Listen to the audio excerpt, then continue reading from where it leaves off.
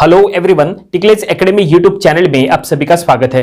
आज के वीडियो में सुपरपोजिशन थ्योरम ये टॉपिक को हम आगे बढ़ाएंगे और आज हम इसका 15th प्रॉब्लम सॉल्व करेंगे। तो देखिए, जो प्रॉब्लम आज हमें सॉल्व करना है वो आपके सामने है। क्वेश्चन में क्या लिखा है हम पढ़ेंगे। क्वेश्चन में लिखा है find the current flowing through 2 ohm resistance using superposition theorem. देखो, ये सर्किट दिया है, ये सर्किट में ये जो 2 ओम रेजिस्टेंस है इसमें से फ्लो होने वाला करंट हमें फाइंड आउट करना है बाय यूजिंग सुपरपोजिशन थ्योरम। तो चलो हम ये प्रॉब्लम सॉल्व करेंगे और ये प्रॉब्लम सॉल्व करने का टेक्निक बिल्कुल वैसा ही रहेगा जैसा हमने इसके पहले के प्रॉब्लम्स में यूज किए थे। ये प्रॉब्लम सॉल्व करते समय हम सबसे पहले यहां चेक करेंगे कि कितने सोर्सेस हैं। तो यहां पे 2 सोर्सेस आपको दिखाई दे रहे हैं। इधर एक सोर्स है, ये एक करंट सोर्स है, और इधर भी एक सोर्स है, ये भी एक करंट सोर्स है। 2 करंट सोर्सेस है। तो हम ये प्रॉब्लम को 3 स्टेप में सॉल्व करेंगे। स्टेप नंबर 1 में हम क्या करेंगे? स्टेप नंबर 1 में हम ये 20 एम्पियर करंट सोर्स को कंसीडर करेंगे और ये सोर्स को डीएक्टिवेट करेंगे और ऐसे कंडीशन में ये 2 ओम में से फ्लो होने वाला करंट फाइंड आउट करेंगे। ये स्टेप नंबर 1 रहेगा। फिर स्टेप नंबर 2 में क्या करेंगे? ये 8 एम्पियर करंट सोर्स कंसीडर करेंगे, ये दूसरे सोर्स को डीएक्टिवेट करेंगे और ऐसे कंडीशन में फिर से 2 ओम में से फ्लो होने वाला करंट फाइंड आउट करेंगे। ये स्टेप नंबर 2 रहेगा। और फिर स्टेप नंबर 3 में दोनों स्टेप्स के जो करंट्स है उनका हम समेशन करेंगे। ठीक है, तो चलो हम इसको स्टेप वाइज सॉल्व करेंगे। तो सबसे पहले जैसा हमने कहा स्टेप नंबर 1, ये 20 एम्पियर करंट सोर्स हमें कंसीडर करना है। तो इसको जब हम कंसीडर करेंगे तो ये दूसरे सोर्स को डीएक्टिवेट करना है। तो ये दूसरा सोर्स कौन सा है? तो ये एक करंट सोर्स है। तो रूल ऐसा है कि करंट सोर्स को जब भी डीएक्टिवेट किया जाता है then it must be replace by open circuit. हमें इसको रिप्लेस करना है बाय ओपन सर्किट। तो चलो एक न्यू सर्किट हम यहां पे ड्रॉ करेंगे, उसमें वो हम सब कुछ शो करेंगे। तो ये देखिए, स्टेप नंबर 1 में हमने यहां पे एक न्यू सर्किट ड्रॉ कर लिया है। हमने यहां लिखा है कंसीडर 20 एम्पियर करंट सोर्स। हमें ये 20 एम्पियर करंट सोर्स कंसीडर करना है, तो ये हमने यहां मेंशन किया है। और हमने जैसा कहा था हम एक न्यू सर्किट बनाएंगे। तो ये देखिए, न्यू सर्किट आपके सामने है और यहां पे आप 20 एम्पियर करंट सोर्स देख सकते हैं। और जो दूसरा करंट सोर्स ये साइड में था उसको हमने डीएक्टिवेट कर लिया है। और करंट सोर्स को डीएक्टिवेट करना मतलब उसको रिप्लेस करना है बाय ओपन सर्किट। तो ये देखिए, हमने उसके दोनों एंड जो है वो ओपन कर लिया है। तो ये हो गया, दैट इज ओपन सर्किट। ठीक है, और ये कंडीशन में हमें अब सॉल्व करना है और ये 2 ओम में से फ्लो होने वाला करंट फाइंड आउट करना है। ठीक है, तो अगर ये ओपन सर्किट है तो ओपन ब्रांचेस में कभी भी करंट फ्लो नहीं होता। तो ये ओपन ब्रांचेस आपको शो नहीं करना है। अगर आपने ये ओपन ब्रांचेस शो नहीं किए तो भी चल जाएगा, कोई दिक्कत नहीं है। फिलहाल हमने सिर्फ आपको समझाने के लिए यहां पे शो किया है। ये ओपन ब्रांचेस यहां नहीं है ऐसा मान के आपको चलना है, क्योंकि ये ओपन ब्रांचेस में करंट ही फ्लो नहीं होता। देखो, हम यहां से उसको डिस्कनेक्ट कर लेते हैं, ठीक है, ताकि आपको समझ में आए। देखो, यहां से हमने उसको निकाल दिए। अब जो है सर्किट सिर्फ इतना है, ठीक है, और ये कंडीशन में हमें ये 2 ओम में से फ्लो होने वाला करंट फाइंड आउट करना है। तो अगर सर्किट इतना है तो यहां पे टोटल करंट कितना फ्लो हो रहा है? तो टोटल करंट है 20 एम्पियर। तो ये हम यहां लिख लेंगे, दैट इज टोटल करंट कितना है? That is 20 ampere. Total current को हम IT ऐसा कहेंगे। तो ये है, दैट इज 20 एम्पियर का टोटल करंट सर्किट में फिलहाल फ्लो हो रहा है। ओके, और ये टोटल करंट जो है, टोटल करंट का डायरेक्शन यहां पे दिया है, इसका डायरेक्शन है अपवर्ड। तो ये जो करंट का डायरेक्शन है, ये करंट ये ऐसा फ्लो हो रहा है। देखो, ये इस तरह से फ्लो हो रहा है, ठीक है। तो ये जो करंट है वो यहां तक ऐसा जाएगा और ये नोड पे यहां पे डिवाइड हो जाएगा, कुछ इधर जाएगा कुछ इधर जाएगा। ठीक है, ये जो टोटल करंट IT है ये यहां पे डिवाइड हो रहा है। ठीक है, ये 2 पार्ट में डिवाइड हो रहा है। जो इधर गया इसको हम नाम दे देंगे, दैट इज I1, और जो इधर डिवाइड हुआ उसको हम नाम दे देंगे, दैट इज I2। ठीक है, और ये I1 I2 में से कौन सा करंट 2 ओम में से फ्लो हो रहा है? तो ये I1 I2 में से ये जो करंट I1 है ये 2 ओम में से फ्लो हो रहा है। ठीक है, तो अगर ये 2 ओम में से I1 फ्लो हो रहा है तो ये I1 अब हमें फाइंड आउट करना है। तो ये I1 फाइंड आउट करने के लिए अब हम यहां पे करंट डिवीजन रूल का यूज करेंगे। करंट डिवीजन रूल का यूज क्यों करेंगे? क्योंकि ये नोड पे करंट यहां पे डिवाइड हुआ, करंट डिवाइड हुआ, इसलिए हमें करंट डिवीजन रूल का यूज करना है। ठीक है, तो चलो यहां पे हम करंट डिवीजन रूल का यूज करेंगे और फाइंड आउट करेंगे I1। Therefore by CDR, it means by current division rule. हम यहां पे शॉर्टकट में लिख लेंगे बाय CDR, लेकिन एग्जाम में आपको लिखते समय आपको पूरा यहां पे लिखना है कि बाय करंट डिवीजन रूल। ठीक है, तो हम यहां पे लिख लेंगे I1। ठीक है, तो करंट डिवीजन रूल का यूज करते समय सबसे पहले आपको टोटल करंट यहां पे लिखना होता है, जो कि है 20 एम्पियर इनटू, अब आपको यहां लिखना है रेजिस्टेंस ऑफ अपोजिट ब्रांच। देखो, यहां पे सबसे इंपॉर्टेंट स्टेप है, न्यूमरेटर और डिनोमिनेटर दोनों में आपको रेजिस्टेंस ऑफ अपोजिट ब्रांच लिखना है। तो यहां पे I1 के लिए आप सॉल्व कर रहे हैं, तो जो I2 वाला ब्रांच है वो हो जाएगा अपोजिट ब्रांच। तो अपोजिट ब्रांच में कितना रेजिस्टेंस है? तो यहां पे 3 ओम का रेजिस्टेंस। तो ये हम लिख लेंगे 3 ओम ऊपर भी और नीचे भी, प्लस अब आपको लिखना है resistance of current branch. It means current आप जो ब्रांच से फाइंड आउट करें वो ब्रांच का रेजिस्टेंस।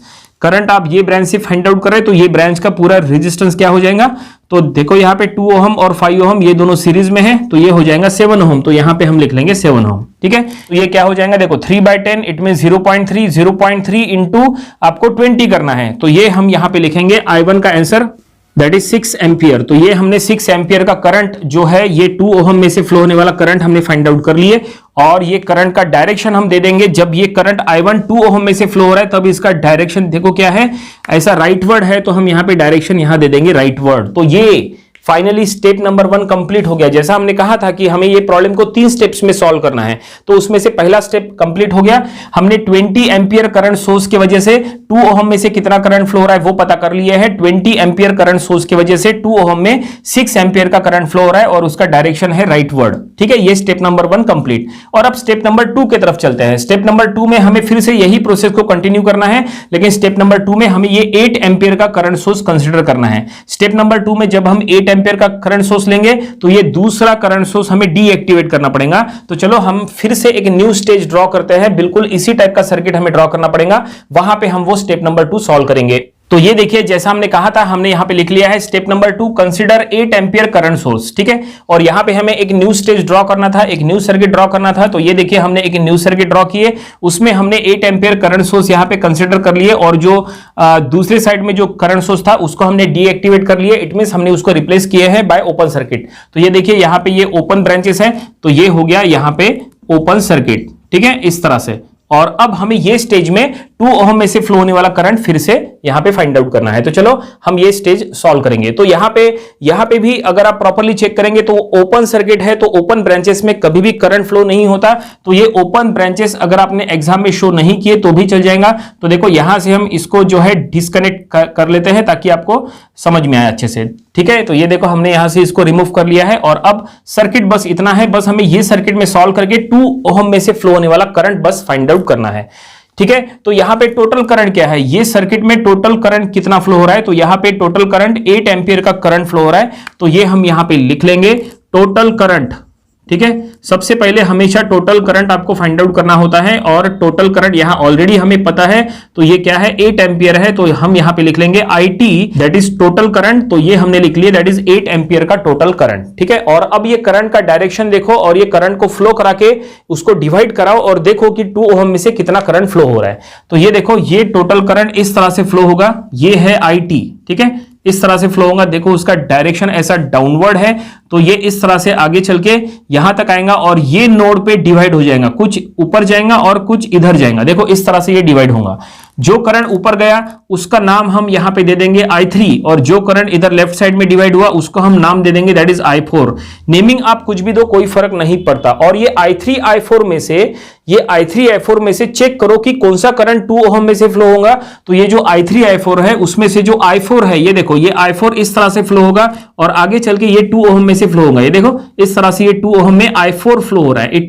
इसका मतलब ये है कि I3 I4 में से हमें क्या फाइंड आउट करना है, हमें यहां I3 I4 में से I4 फाइंड आउट करना है, क्योंकि वही I4 2 ओहम में से फ्लो हो रहा है। और ये I4 फाइंड आउट करने के लिए हम फिर से यहां पे अब करंट डिवीजन रूल का यूज करेंगे। जो करंट डिवीजन रूल इसके पहले हमने यूज किए थे, बिल्कुल उसी टाइप का करंट डिवीजन रूल हमें यहां पे यूज करना है to find the value of I4। तो यहां पे हम लिख लेंगे therefore by CDR, it means by current division rule. ठीक है, तो यहां पे I4 फाइंड आउट करना है, तो ये हम यहां पे लिख लेंगे दैट इज I4। ठीक है, तो सबसे पहले करंट डिवीजन रूल यूज करते समय आपको टोटल करंट लिखना होता है। टोटल करंट क्या है, 8 एम्पियर है, तो हम यहां लिख लेंगे 8 इनटू। अब आपको रेजिस्टेंस ऑफ अपोजिट ब्रांच लिखना है। यहां पे जिस तरह से हमने अपोजिट ब्रांच का रेजिस्टेंस ऊपर और नीचे लिखे, बिल्कुल उसी तरह से यहां पे भी हमें लिखना है। ठीक है, तो I3 I4 में से आप I4 फाइंड आउट कर रहे हैं। ठीक है, इसका मतलब I3 वाला जो ब्रांच है वो हो जाएगा अपोजिट ब्रांच। तो अपोजिट ब्रांच में क्या है, रेजिस्टेंस 5 ओहम, तो ये हम लिखेंगे 5 ओहम ऊपर भी, 5 ओहम नीचे भी, plus resistance of current branch. It means current आप जो ब्रांच से फाइंड आउट करें वो ब्रांच का रेजिस्टेंस। तो करंट आप ये ब्रांच से फाइंड आउट करें तो ये ब्रांच का पूरा रेजिस्टेंस क्या हो जाएगा, तो ये 2 ओहम प्लस 3 ओहम, ये दोनों सीरीज में, तो ये हो जाएगा 5 ओहम। तो ये हम लिखेंगे इस तरह से 5 ओहम। तो फाइनली ये हमने करंट डिवीजन रूल के फार्मूले में सभी वैल्यूज यहां प्रॉपर्ली पुट कर लिए हैं। हमेशा ध्यान में रखो, ऊपर और नीचे यहां सबसे पहले आपको रेजिस्टेंस ऑफ अपोजिट ब्रांच लिखना है और फिर यहां पे आपको लिखना है resistance of current branch. Opposite branch पहचानना काफी आसान होता है, ठीक है। जो टोटल करंट दो पार्ट में डिवाइड हो रहा है, यहां पे जैसे I3 I4 में से आप I4 फाइंड आउट कर रहे हैं, तो I4 फाइंड आउट कर रहे हैं तो I3 वाला ब्रांच अपोजिट, ठीक है। I4 के लिए I3 वाला ब्रांच अपोजिट और I3 के लिए I4 वाला ब्रांच अपोजिट। यहां पे भी बिल्कुल उसी तरह से अगर आपको I1 I2 में से I1 फाइंड आउट करना है तो I2 वाला ब्रांच अपोजिट, और अगर आपको I2 फाइंड आउट करना है तो I1 वाला ब्रांच अपोजिट, ठीक है। इतना आसान है। तो चलो हमने यहां पे बिल्कुल सभी वैल्यूज यहां पुट अप कर लिए हैं और अब बस हमें इसको सॉल्व करना है। तो ये क्या होगा, तो यहां पे 8 इंटू ये 5/10 इट मीन 0.5, तो ये 0.5 इंटू 8 करेंगे तो ये कितना आएगा, ये आएगा दैट इज 4 एम्पियर का करंट। तो ये हमें I4 मिल चुका है और ये I4 दैट इज 2 ओहम में फ्लो हो रहा है, और जब ये 2 ओहम में से फ्लो हो रहा है तब उसका डायरेक्शन क्या है, तब उसका डायरेक्शन ऐसा राइटवर्ड है, तो यहां पे हम डायरेक्शन दे देंगे राइटवर्ड। डायरेक्शन हम क्यों दे रहे हैं, डायरेक्शन काफी इंपॉर्टेंट है। डायरेक्शन इसलिए दे रहे क्योंकि हमें जब स्टेप नंबर 3 जब सॉल्व करेंगे तब हमें समेशन करना है। स्टेप नंबर 1 का करंट, स्टेप नंबर 2 का करंट, जो भी करंट हम फाइंड आउट कर रहे हैं उसके डायरेक्शन को देख के ही समेशन किया जाता है, इसलिए डायरेक्शन देना बहुत जरूरी है। डायरेक्शन का यूज करके अब हम स्टेप नंबर 3 में समेशन करेंगे। तो स्टेप नंबर 1 और स्टेप नंबर 2 पूरी तरह से यहां पे कंप्लीट हो चुकी है। स्टेप नंबर 1 में हमने 2 ओहम में से फ्लो होने वाला करंट फाइंड आउट कर लिए। 2 ओहम में से फ्लो होने वाला करंट स्टेप नंबर 1 में है 6 एम्पियर और उसका डायरेक्शन है राइटवर्ड। स्टेप नंबर 2 में इसमें भी हमने 2 ओहम में से फ्लो होने वाला करंट फाइंड आउट कर लिए, ये है 4 एम्पियर और ये भी है राइटवर्ड।